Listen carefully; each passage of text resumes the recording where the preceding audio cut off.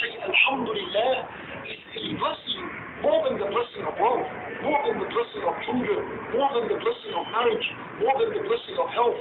And this is the benefit of it, subhanAllah.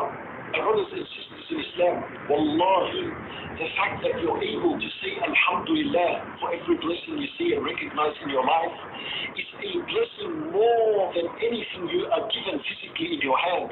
And Nabi sallallahu alayhi wa sallam says in the authentic hadith, ما أنعم الله تعالى على عبد نعمة فقال الحمد لله إلا كان الذي أعطى خير مما أخذ. And Nabi sallallahu alayhi wa sallam says there is not a single blessing that is given to a servant, and then the servant says Alhamdulillah, except that his Alhamdulillah that he said is much better than anything that he received in his hand. Allahu Akbar. In other words, the fact that you're able to say Alhamdulillah is a blessing more than the blessing of wealth, more than the blessing of children, more than the blessing of marriage, more than the blessing of health.